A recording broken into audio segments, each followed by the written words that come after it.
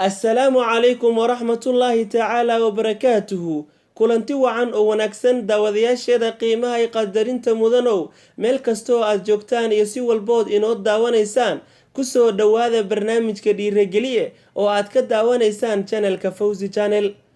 barnaamijka waxaa idin soo diyaariyey idinlana socodsiinaya anigoo ah Faarax Xasan Ibraahim Faarax Fawzi.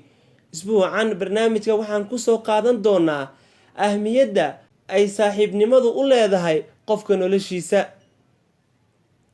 saaxiibtinimadu waa shayga ugu qaalisan dunida, waxa ayna saameyn ku yeelataa qofka noloshiisa. mahmaha qalaad ayaa oranaysa itusi saaxiibka waxa aan kuu sheegayaa qofka aad tahay. sidoo kale qoraaga Ameerikaanka ee caanka ah ee lagu naanaysti jiray Dr. Love magaciisuna ahaa Leo Buscaglia, asagoo ka hadlaya saaxiibtinimada waxa uu yiri hal ubax oo qura waxa uu noqon karaa beertayda oo idil, hal saaxiibna waxa uu noqon karaa dunidayda oo idil.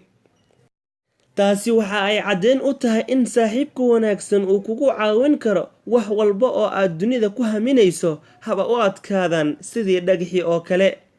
saaxiibka saxda ah waa midka horumarkaaga ku farxa in ka badan inta uu ku farxo horumarkiisa.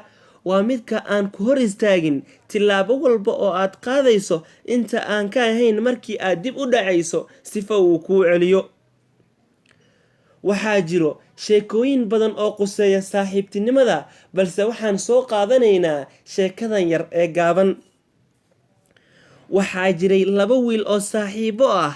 mid ka mid ah ma uusan arag dunida quruxdeeda oo idil, waayo waxa uu ku dhashay isaga oo indhoolo ah.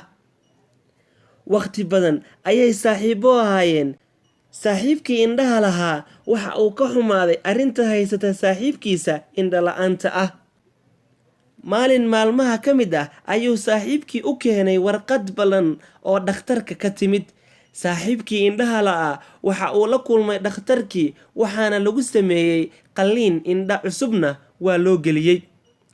wixii ugu horreeyey oo uu arko waxay noqotay warqad uu saaxiibkiis u qoray, waxaana ku qornayd sida tan: saaxiib, waxa aad indhala-aanta u dulqaadatay sanado badan, waa markaygii. saaxiib, waxa aan kaa codsanayaa inaad ii ilaaliso indhahayga. mahadsanid.